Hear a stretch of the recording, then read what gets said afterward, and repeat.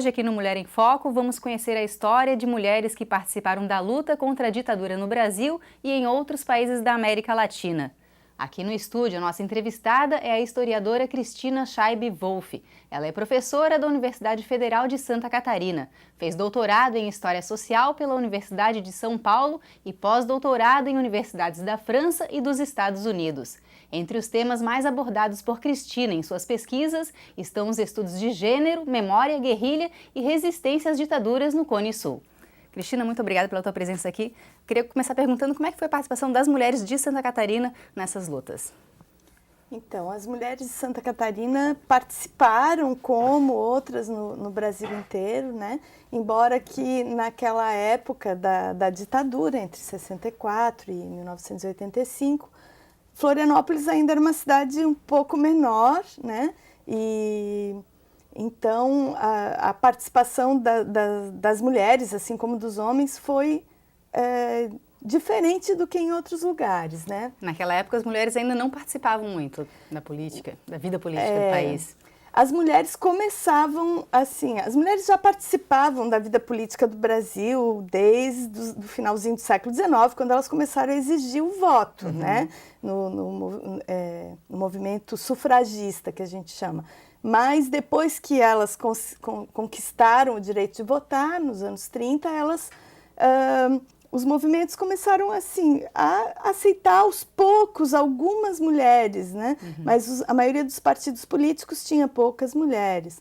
Nos anos 60 a gente já tem algumas manifestações políticas, só que nem sempre para o lado da esquerda, né? Como no caso das marchas que antecederam o golpe de 64, né?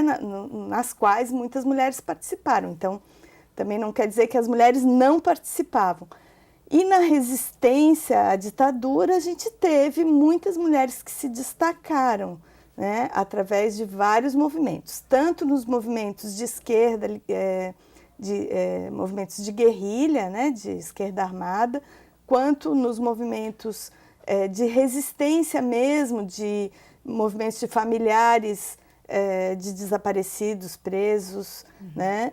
Movimentos pela anistia, como o Movimento Feminino pela Anistia, e em partidos e associações e organizações que foram se organizando para se contrapor, né, às violências que a ditadura civil-militar, implantou nesse período. E aqui em Santa Catarina, como é que começou essa organização das mulheres? Então, aqui em Santa Catarina, a gente teve um grupo importante, eu acho, de mulheres que militavam no movimento estudantil. Então, é preciso também dizer que, nesse momento, ali entre os anos 50, final dos anos 50, anos 60, e aqui com a fundação da universidade, né, em 60, a gente tem uma maior inserção das mulheres no ensino universitário, né? E mesmo no ensino médio. É um momento em que as mulheres estão começando a ir para o mercado de trabalho e estão começando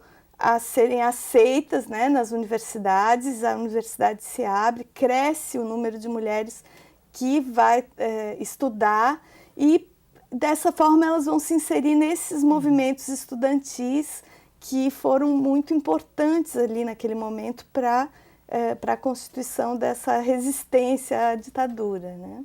Nós gravamos um depoimento com a Derlei, que participou dos movimentos. Eu queria te convidar para assistir. Meu nome é Derlei Catarina de Luca, nasci em Sara, no sul do estado de Santa Catarina, tenho 65 anos, sou professora e estudei História na Universidade do Oriente, em Cuba. Na época de estudante, na Universidade Federal de Santa Catarina, eu participava do diretório 8 de setembro, da UFSC, e depois eu fui do DCE. Na época da ditadura, a gente lutava por liberdade de expressão, por liberdade de reunião, por mais vagas na universidade, e isso levou os estudantes a participarem ativamente da política nacional. na mesma hora que eu fui presa, eu fui colocada no pau de arara. Pau de arara é um cavalete em que eles penduram a gente como a gente pendura os frangos para assar, nessas roletas que tem nos bares, assim, nos restaurantes. Tem uma cadeira de ferro que é chamada cadeira do dragão.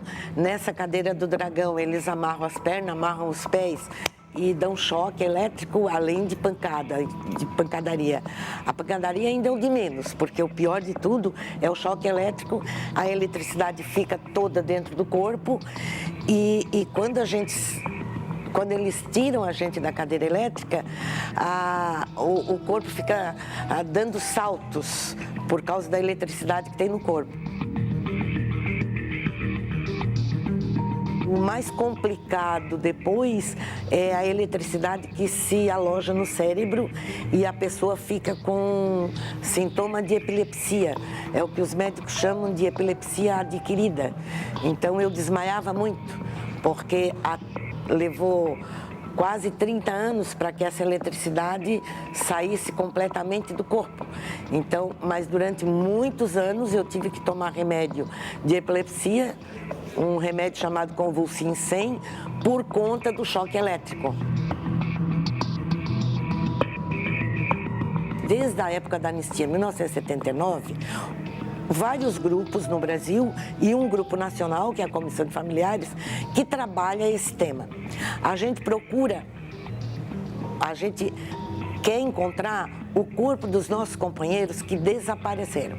Como a justiça brasileira não deu resposta, nós entramos com um processo contra o Estado brasileiro na OEA.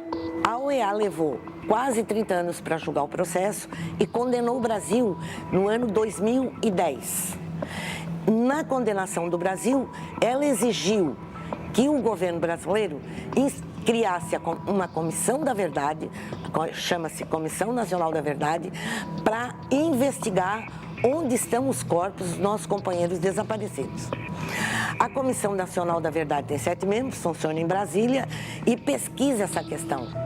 E nós temos, então, 544, que é uma lista que ainda não está fechada, de pessoas que foram presas e torturadas no Estado.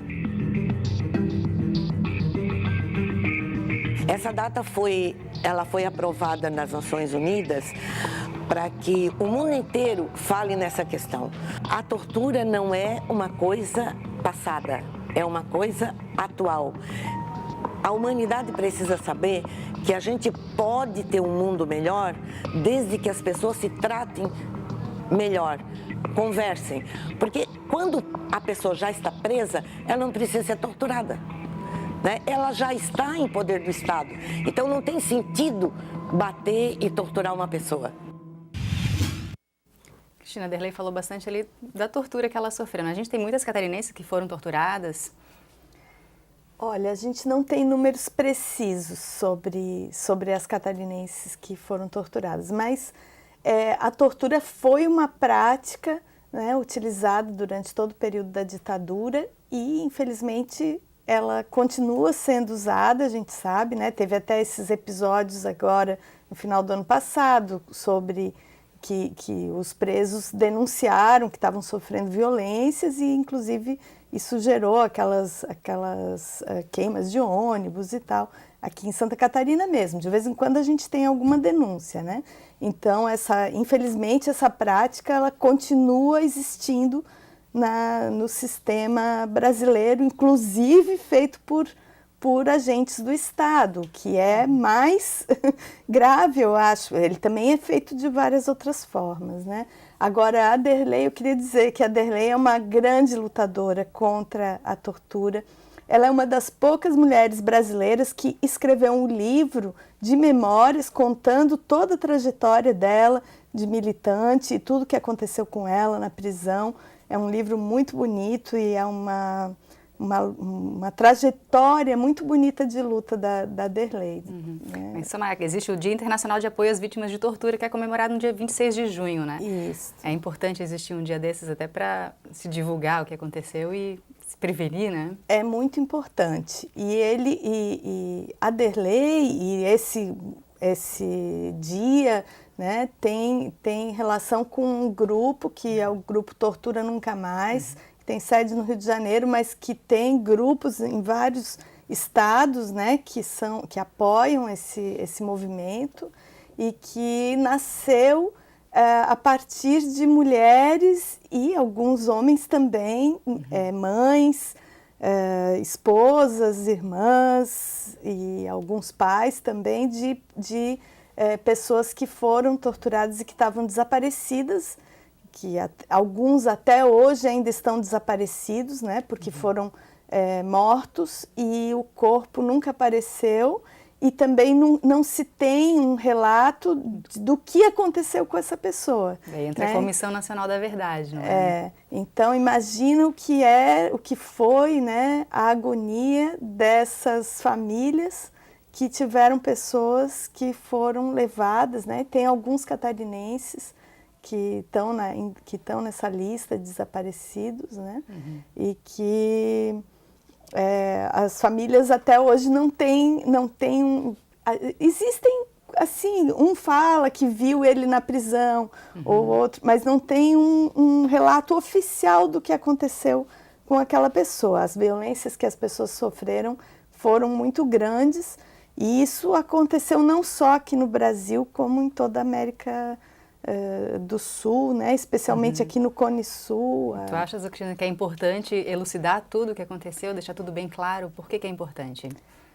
É muito importante porque eu acho que nisso eu concordo totalmente com o grupo Tortura Nunca Mais, o movimento Nunca Mais, né? Quer dizer, para a gente poder pensar que a gente nunca mais quer passar por isso que se passou, por esse momento em que ninguém podia manifestar democraticamente as suas opiniões, porque poderia ser preso, torturado, desaparecido, e pessoas que inclusive nem fizeram nada também, né, que nem tinham, mas porque eram parentes de alguém, ou foram interrogadas e os interrogatórios usavam a tortura. Então a gente precisa elucidar, saber o que realmente aconteceu, ter a abertura, né, de todos os arquivos, de todas as memórias. Aqui para Santa Catarina, até hoje a gente não tem, ninguém sabe aonde estão exatamente os arquivos desse período, né? Tem muitos documentos que se perderam, não estão no Arquivo Público do Estado, não estão, são documentos que a gente não tem, então é difícil de elucidar alguns pontos, e a gente precisa saber o que aconteceu para poder evitar isso, para poder construir uma outra forma de lidar politicamente, e não através da violência, mas através da democracia. Cristina, nosso tempo está acabando. Eu queria só que você falasse um pouco sobre como é que está a participação das mulheres hoje nesses movimentos. Então, a partir de 1975, já a gente tem uma movimentação muito maior, né, das mulheres, o movimento feminista também, que trouxe uma participação, eu estou me repetindo, mas uma participação bem maior das mulheres nos vários movimentos. E hoje a gente vê nessa movimentação toda que está acontecendo essa semana, né, do movimento Passe Livre, a presença muito grande de mulheres, de meninas, de estudantes, mas também de donas de casa, de pessoas de todos os níveis sociais que estão participando desses movimentos porque se sentem mais cidadãs, porque se sentem o espaço da rua e da opinião pública, da política, como um espaço seu. Ok, Cristina, muito obrigada pela entrevista. Mulher em Foco vai ficando por aqui. Obrigada pela audiência e até a próxima.